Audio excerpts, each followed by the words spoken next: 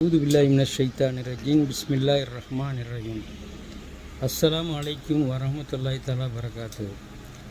அளவற்ற அருளாளன் நிகரற்ற அன்புணியுமாக எல்லாம் வல்ல அல்லாஹ் சுப்ஹானஹு வ தஆலா நம்முடைய இறை தூதர் அண்ணல் நபி எம்பெருமானார் ரசூலை கரீம் ஸல்லல்லாஹு அலைஹி வஸல்லம் அவர்கள் மீதும் அவர்களின் சஹாபாக்கள் மீதும் அவர்களின் குடும்பத்தார் மீதும் நம் அனைவர் மீதும் எல்லாம் வல்ல அல்லாஹ் சுப்ஹானஹு வ தஆலா நல்லருள் மழை புரிவானாக.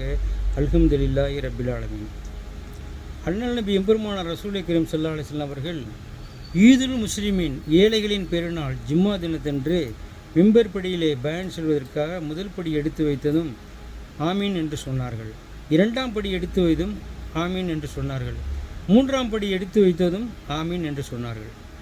இதை கேட்ட சஹாபாக்கள் இந்த தொழுகை முடிந்தவுடன் ரசூல் ஸல்லல்லாஹு அலைஹி வஸல்லம் அவர்கள் வெளியே வந்தவுடன் சஹாபாக்கள் ரசூல் ஸல்லல்லாஹு அலைஹி வஸல்லம் அவர்கள் கேட்டார்கள், யா ரசூலல்லாஹ், நீங்கள் 3 படியிலும் ஏறும்போது ஆமீன் ஆமீன் ஆமீன் என்று சொன்னீர்களே, விளக்கம் என்ன என்று சஹாபாக்கள் கேட்டார்கள்.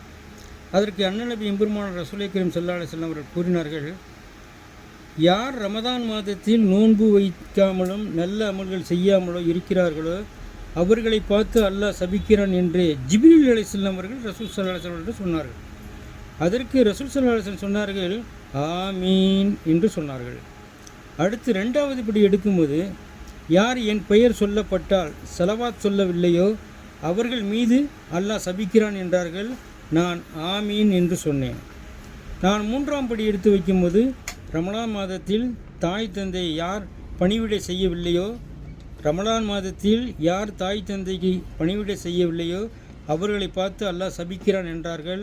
நான் ஆமீன் ஆமீன் ஆமீன் என்று 3 பேருக்கும் இதை சொன்னேன் என்று ரசூல் ஸல்லல்லாஹு அலைஹி வஸல்லம் சொன்னார்கள். அல்ஹம்துலில்லாஹ். ரசூல் ஸல்லல்லாஹு அலைஹி வஸல்லம் அவர்கள் ஒரு நாள்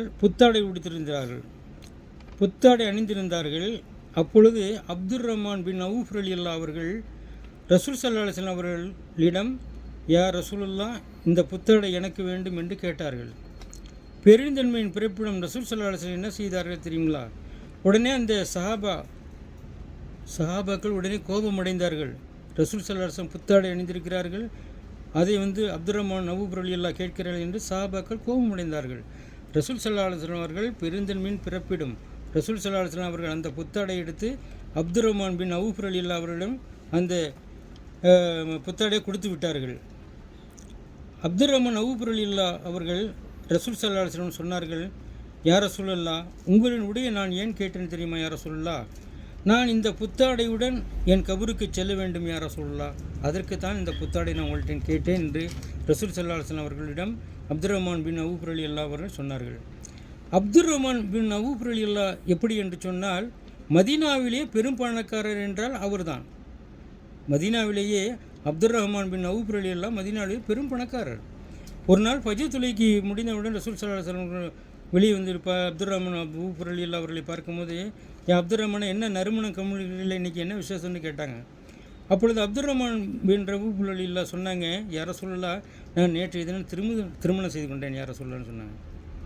ஏன்பா திருமணம் செய்து கொண்டேன், ஒரு ஆட்டையாவது அறுத்து வலிமா கொடுத்துருக்கலாமே என்றார்கள்.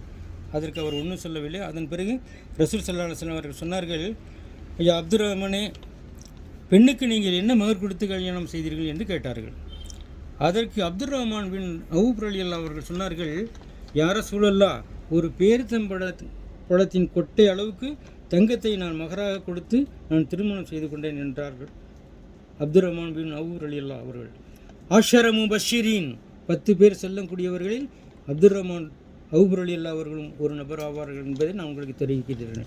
அபூபக்கர் சித்திக் ரலியல்லாஹு, உமர் ரலியல்லாஹு, உஸ்மான் பின் அஃபூன் ரலியல்லாஹு, அலி ரலியல்லாஹு, இது அந்த இடத்துல இவர்களும் இருக்கிறார்கள். அப்துர் ரஹ்மான் அவுஃப் ரலியல்லாஹு அவர்கள் ஆஷர முபஷ்ஷிரீன் என்று சொன்னால் 10 பேர் சொர்க்கம் செல்லக்கூடியவர் என்று அண்ணல் நபி எம்பெருமானார் ரசூல் கரீம் ஸல்லல்லாஹு அலைஹி வஸல்லம் அவர்கள் சொல்லியிருக்கிறார்கள். இன்ஷா அல்லாஹ், அல்லாஹ் நாடினால் நான் நாளைய தினம் தாயிப் நகரத்து வீதியிலே தாயிப் நகரத்தை பற்றி நான் இன்ஷா அல்லாஹ் நாளை சொல்கிறேன். அஸ்ஸலாமு அலைக்கும் வரஹ்மத்துல்லாஹி தஆலா பரகாத்துஹு.